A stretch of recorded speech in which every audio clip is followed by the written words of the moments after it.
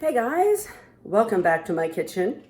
This is take two where I'm not choking to death on my coffee. So we are going to paint with mud. I was taking my garbage out this morning and I'm like, man, I've got these kids going, Miss V, I don't have anything to art with at my house. Lies. I'm looking around, everybody has mud.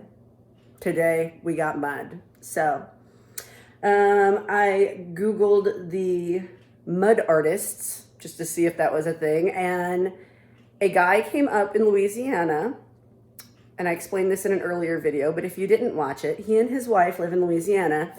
They traveled the state collecting mud. And like Missouri, they have lots of different mineral deposits in their state. So they have mud that ranges from a real dark red, almost purple, all the way to like a tannish yellow color. And then there's greens and browns in between. And they do watercoloring with this. So we're gonna watercolor with mud today. So here we go. And I'll try not to choke to death on my coffee again. So this is my setup. Okay. And this is upside down, isn't it? Yes, it is. There we go. Okay, so I have an old drawing. This is just a board Zendoodle type drawing that I drew probably a week ago. Here is my watered down mud. And this is the algae that I picked in my front ditch. Some of you guys may not be like me and have just tons of art stuff at home. So I grabbed a couple Q-tips for this. And I've got a bowl of water.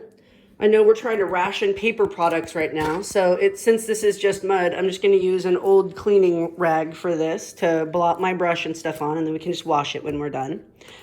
And that's what I got. So let me get this set up in my video camera thing here.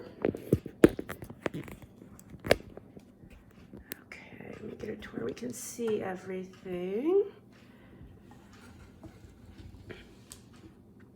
Okay. So, one thing you want to do, I'm doing this in my sketchbook. You want to make sure that you have something underneath your paper, unless you're just an art champ and you already have watercolor paper that you're using. Even then you want something underneath because it is going to saturate the paper. It is going to go through. I had this sketchy little weird piece, like end piece of aluminum foil off the roll. So I'm just sticking that underneath this piece of paper and I'll leave it under there till this is dry. So I am going to use both the Q-tips and I don't even know if this is like really, I don't know if that green stuff worked. What I did was I smushed it with a spoon and tried to get the chlorophyll to kind of mix with the water, but we'll see. I'm gonna try it with a brush first. What brush do I want to use? I think I want to use that brush.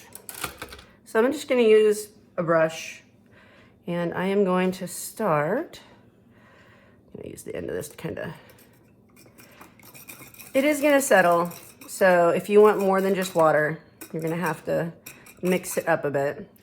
And just like with watercolor, the more water you have in there, the lighter your value is gonna be. So I'm kind of using my mud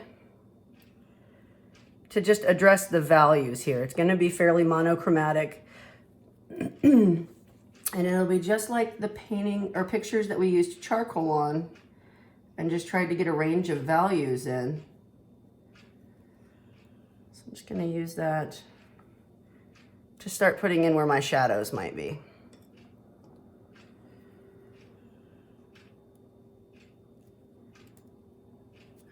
And you're gonna have little bits of grit and grime in here because I didn't filter those out. That's just part of the charm of mud painting, I suppose.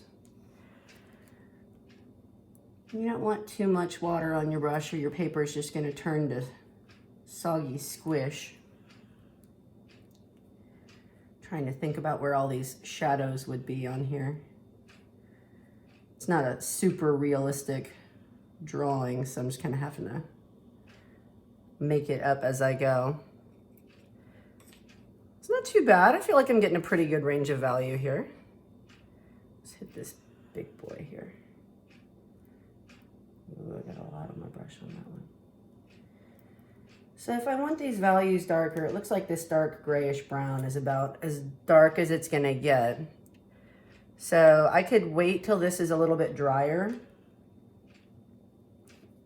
and go over these areas again, just like you would in watercolor to darken some places. I'm kind of happy with this right now. I'm gonna look into that green here in a minute and see how that goes. Let's see. Part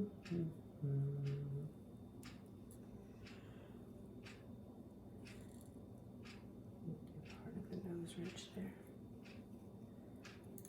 I can't even like try to imagine where these shadows would be because this is not even close to being accurate proportions.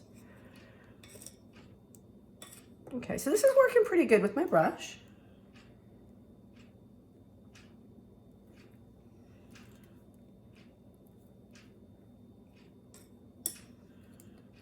Not too bad. Okay, so that's not too bad. Ooh, gosh, I almost stuck that right in my coffee cup. Ugh. I've accidentally dipped my brush in my coffee while I'm painting before, and I just powered through, but I don't know about mud. My dog poops out in my yard. I'm not cool with that, so. All right, so you want to do this, but you don't have brushes. Do you have Q-tips? So that really, really grabbed a lot of mud. And let's see what that does. Oh, look.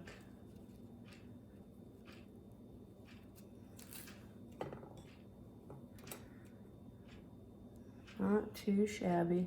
It's a little harder to control where it goes, so you might want to make sure you're just going for...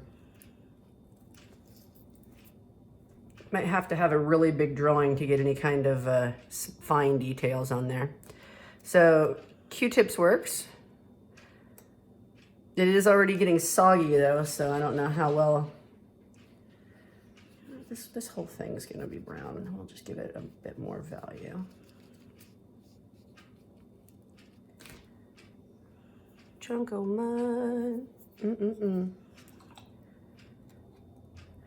Bet when you woke up this morning, you didn't think you were gonna be playing with mud, did ya? Did ya? Okay, a few of you might. Now that I think about that statement, a few of you probably did. Good for you. Way to live a little. Okay, so that's not too bad. So I could go back over this and add a bit more value there. Give these all a little bit. So let's see what this green looks like. I even used hot water to try to really get some of the chlorophyll out of there. I didn't really want to put it in my blender. I'm gonna make smoothies with that thing later. Huh. Okay, so. Yeah, that's underwhelming. That didn't do a whole lot, but it was worth a try. You could probably actually take some really pulpy stems. I wonder.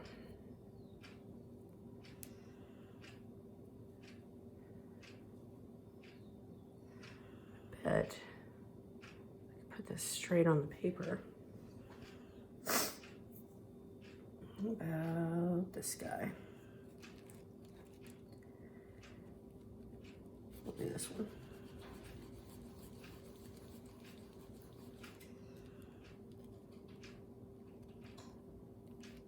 Okay, so that works. You just smush that leaf right on there. Let that dry a little bit, come back over, hit it with some mud for some shadows in that. It's not bad. Not bad. If you don't have like a working area for this, do yourself a favor, put down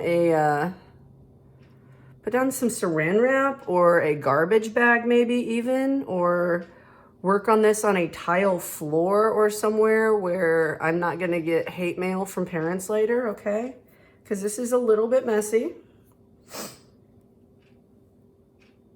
And most of your families are not going to appreciate the mud and water and stuff all over.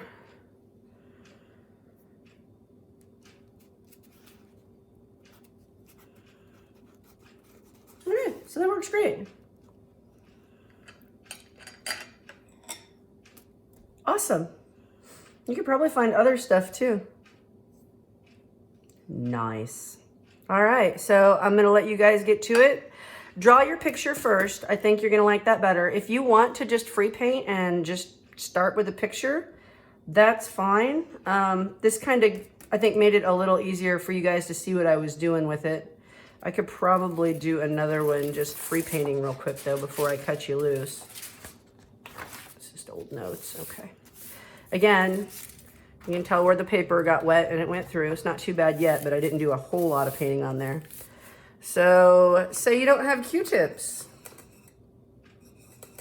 All right. So, do a...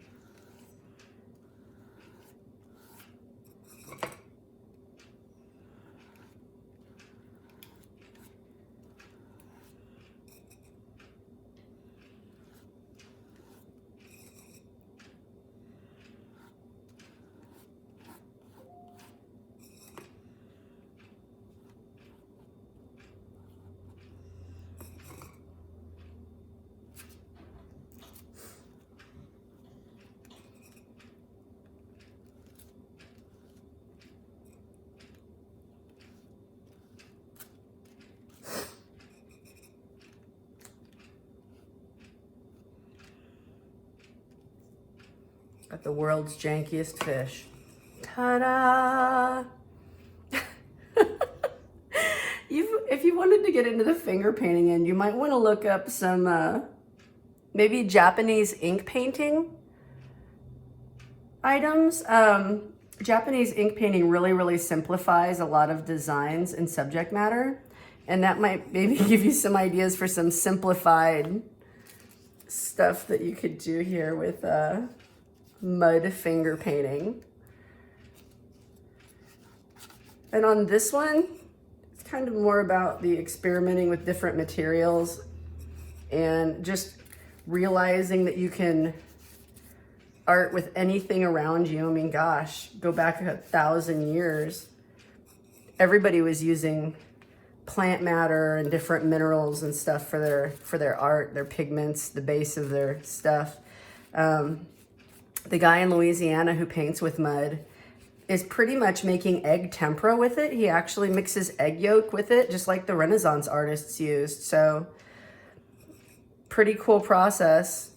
Fair warning, if you decide to try to make your own mud egg tempera, within a short time frame, it is gonna start smelling like sulfur and rotten eggs, because that's what it's gonna be. So I can't imagine the Renaissance wasn't full of really smelly art. But anyway, there you go, mud painting. Have fun. Show me what you got. And if you don't have sketchbook paper, use some old grocery sacks. Well, maybe not grocery sacks. I don't know if the brown will show up on the brown. Maybe a cereal box turned inside out. That would work. All right, have fun. Show me what you got.